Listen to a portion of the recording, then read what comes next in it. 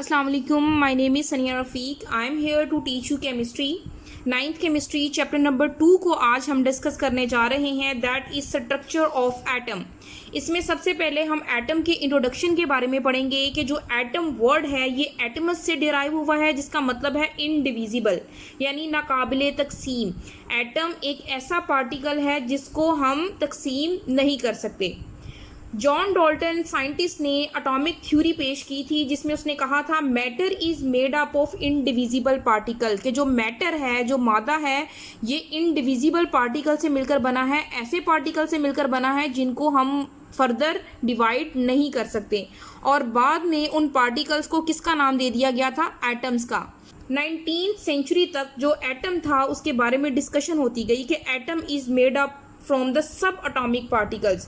बाद में पता चला कि जो एटम है वो सब अटोमिक पार्टिकल से मिलकर बना है, that are electrons, protons and neutron.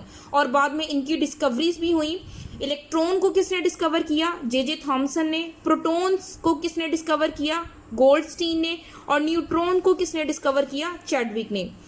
Electron पे नेगेटिव चार्ज, प्रोटॉन पे पॉजिटिव चार्ज, जबकि जो न्यूट्रॉन्स हैं that are the neutral particles of atoms. These are also called the सब अटोमिक पार्टिकल्स, यानी जिन पार्टिकल से मिलकर एटम बना है उनको क्या कहते हैं? सब atomic particles, that are electrons, protons and neutrons. इन सब अटोमिक पार्टिकल्स की डिस्कवरीज के बाद जे थॉमसन ने प्लम पुडिंग थ्योरी पेश की जिसमें उसने कहा कि एटम एक सॉलिड स्ट्रक्चर है। Atom is a solid and hard structure, जिसके सेंटर में एक पॉजिटिवली चार्ज पार्टिकल मौजूद होता है और उसके साइड्स में कुछ नेगेटिवली चार्ज पार्टिकल्स मौजूद होते हैं जो स्टक होते हैं, जो एक दूसरे के साथ स्टक होते हैं। He postulated that the atoms were the solid structures of the positively charged, यानी उसके सेंटर में पॉजिटिवली चार्ज पार्टिकल है with the tiny negatively particles stuck inside, जिसमें छोटे छोटे नेगेटिवली चार्ज पार्टिकल हैं जो उसके साथ स्टक हुए हैं। And it is like plums in pudding. Our next topic is cathode rays and the discovery of electrons. Cathode rays क्या होती हैं और इलेक्ट्रॉन की डिस्कवरी किस तरह से हुई? 1895 में सर विलियम क्रुक्स ने एक एक्सपेरिमेंट परफॉर्म किया जिसमें उन्होंने डिस्चार्ज ट्यूब में मौजूद जो गैस थी उसमें वेरी लो प्रेशर पे इलेक्ट्रिक करंट को पास करवाया। अब इस एक्सपेरिमेंट को हम डिटेल में देखते हैं कि कैथोड रेज किस तरह से प्रोड्यूस हुई।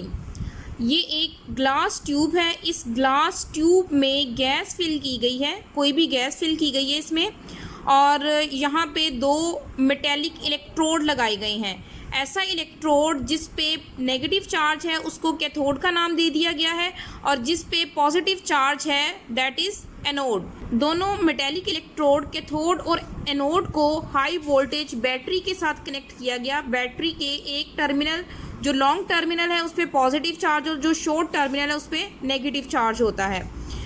अगर हम सिर्फ इस तरह से ड्रॉ करें, एक पॉजिटिव और एक नेगेटिव, तो ये बन जाएगा सेल, और जब बहुत से सेल्स आपस में मिलते हैं तो वो क्या बन जाती है? बैटरी। तो दोनों इलेक्ट्रोड्स को किससे कनेक्ट किया गया है? बैटरी के साथ, हाई वोल्टेज बैटरी के साथ कनेक्ट किया गया है। यहाँ पे आपको वैक्यूम पंप नज़र आ रहा होगा। वैक्यूम पंप का फंक्शन क्या है कि हम यहाँ पे डिज़ायर प्रेशर हासिल कर सकें, और जो desire pressure, very low pressure यहाँ पे रखा गया वो कितना था? 10⁻⁻⁴ atm। इलेक्ट्रोड्स को बैटरी के साथ कनेक्ट करने के बाद जब गैस में से इलेक्ट्रिक करंट पास हुआ तो ये नोट किया गया कि वहाँ से कुछ शाइनी रेज निकलती हुई नज़र आई। कुछ शाइनी रेज प्रोड्यूस हुई जो कैथोड से एनोड की तरफ मूव कर रही थी, जो कैथोड से एनोड की तरफ मूव कर रही थी, और उन रेज को कैथोड रेज का नाम दे दिया गया क्योंकि वो कैथोड से प्रोड्यूस हो रही थी, कैथोड से ओरिजिनेट हो रही थी और वो एनोड की तरफ मूव कर रही थी। तो इस तरह से कैथोड रेज की डिस्कवरी हो गई। अब नेक्स्ट हम पढ़ेंगे कैथोड रेज की प्रॉपर्टीज़ क्या हैं।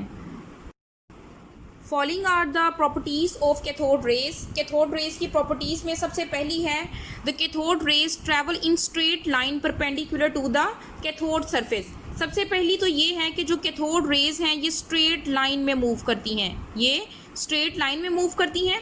यानी बिल्कुल सीधा मूव करती हैं and perpendicular to the cathode surface, और इनका जो एंगल होता है वो कैथोड की सरफेस के साथ परपेंडिकुलर होता है, 90 डिग्री का एंगल होता है। जैसे ये देखें, ये मेटालिक इलेक्ट्रोड है और इस तरह से मूव कर रही हैं कैथोड रेज बिल्कुल स्ट्रेट लाइन में। तो जो कैथोड रेज हैं उनका कैथोड की सरफेस के साथ कौन सा एंगल बन रहा है, 90 का। They are perpendicular to the cathode surface.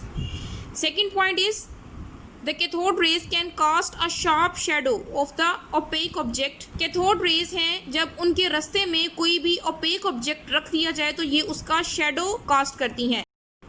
opaque object ऐसे ऑब्जेक्ट को कहते हैं जिसके आर पार देखा नहीं जा सकता, तो जब वो कैथोड रेज के रास्ते में रखा जाए तो ये क्या करती हैं, ये उसका शेडो बना देती हैं। So these are known as the material particles. तो इससे ये पता चला कि ये कोई मटीरियल पार्टिकल्स हैं जिनका हैवी मैस है, जब ये किसी भी ऑब्जेक्ट के ऊपर फॉल करती हैं तो ये उसका शेडो बना देती हैं। Third point is they raise the temperature of the body on which they fall.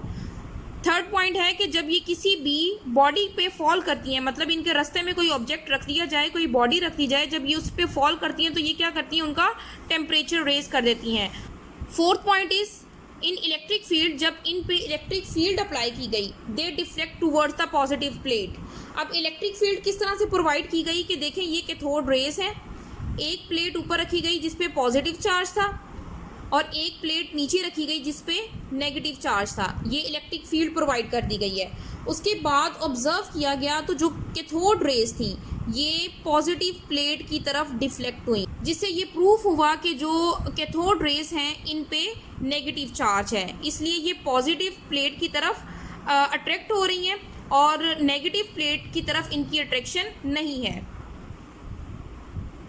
In electric field, they deflect towards the positive plate, so it proves that they are negatively charged particles.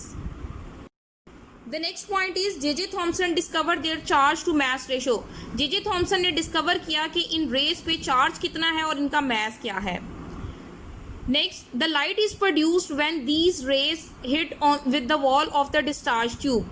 Discharge tube के साथ जब ये discharge tube की walls के साथ जब ये race टकराती हैं तो ये क्या प्रोड्यूस करती हैं, ट्यूब में एक ग्लो प्रोड्यूस करती हैं। The rays does not depend upon the nature of electrodes and the gas filled in the discharge tube. यानी जो कैथोड रेस हैं ये डिपेंड नहीं करती, हम कोई भी गैस फिल कर दें डिस्चार्ज ट्यूब के अंदर, कैथोड रेस वैसी ही प्रोड्यूस होंगी। ये डिपेंड नहीं करती कि आप कौन सी गैस फिल कर रहे हैं, और ये डिपेंड नहीं करती इन पे कि हम किस नेचर का इलेक्ट्रोड यूज़ कर रहे हैं। मतलब हम किसी भी नेचर का इलेक्ट्रोड यूज़ कर सकते हैं और कोई भी गैस फिल कर सकते हैं, तो सेम ही कैथोड रेस प्रोड्यूस होंगी।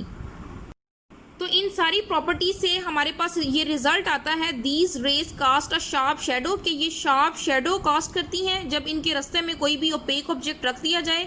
These are the material particles. इसका मतलब है कि ये रेस नहीं बल्कि ये कुछ मटेरियल पार्टिकल्स हैं जिनको बाद में किसका नाम दे दिया गया, इलेक्ट्रॉन्स का नाम दे दिया गया। These are the fast moving electrons, और इस तरह से इलेक्ट्रॉन्स की डिस्कवरी हो गई।